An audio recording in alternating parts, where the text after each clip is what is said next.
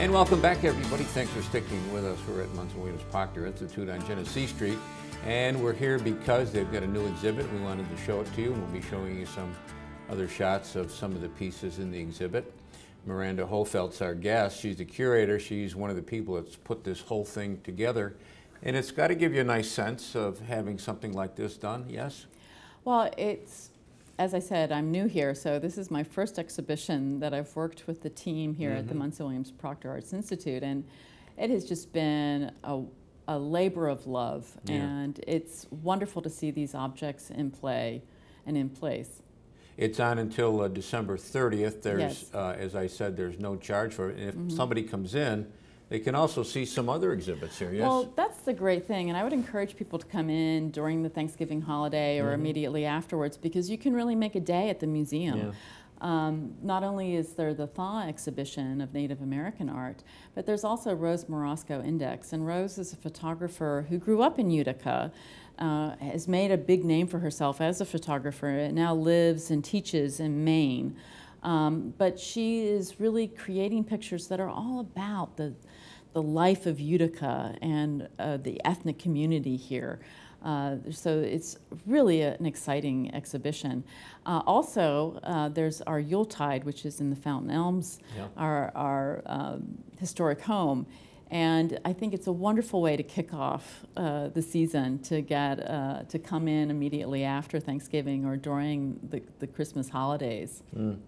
In fact, I might have you take me to have a look at that Rose Morosco exhibit before I leave today. Absolutely, absolutely. It's a wonderful show. The Munson Williams Proctor Arts Institute, I mean, it really is one of the gems of our area. You know, I mean, you think of some of the gems that we have here. You probably haven't had a chance to get around to everything yet, but... I haven't, but you know, it's interesting because there's something called the Museum Association of New York, and they're having a conference this week, and we've brought in people from Holland, from the Netherlands, and they came in to Utica, and they've been to New York City, they've been to Albany, they came into the Munson Williams Proctor Arts Institute, and they were blown away.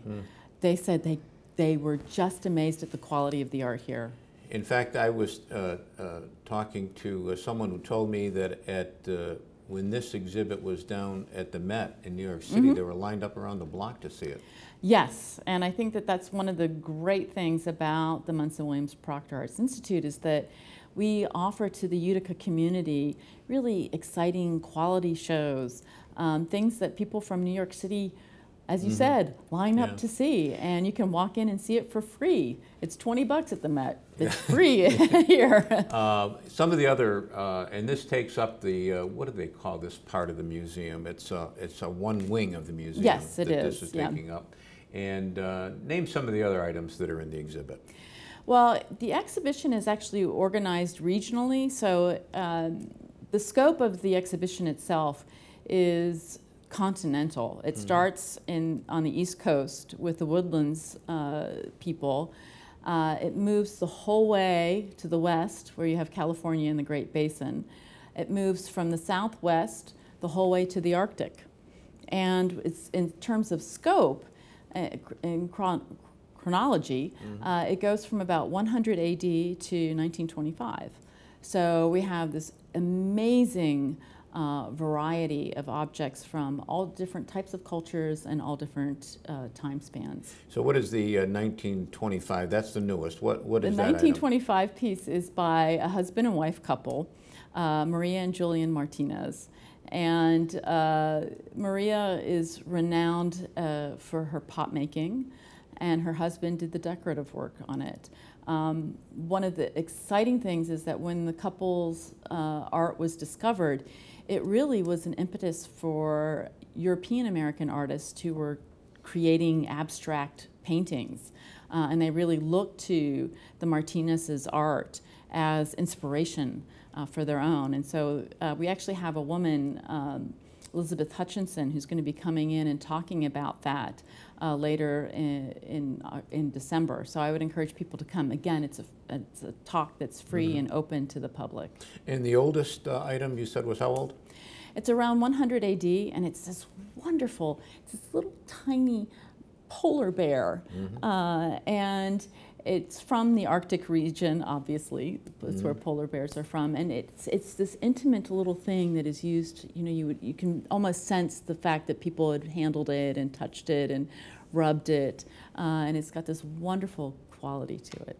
And did I see? I'm just trying to look out there now. Is there? Did I see a canoe? Yes, that actually is from the Woodlands people, and these types of canoes were carved again in the 19th century. And the majority of art, I said it spans from prehistory to the 20th century, but the majority of it really comes from the 1800s, the 1850s through to about 1900. And the canoe actually was carved. It has all sorts of different animal figures on it. There's actually language that says good luck. So I don't know if that was good luck fishing or good luck as you go out on your boat. I know that the lead time on these things is tremendously long, but have you had something in your mind about what might be next for 19th century American art? We actually plan our schedules, our exhibition schedules 5 years out. So we have things in the works for 2000 up through 2023. And we're scrambling for other things, but we've got a lot of stuff planned and in the works. I think the most exciting thing that's coming up is the summer exhibition, which looks at the art of Louis Comfort Tiffany.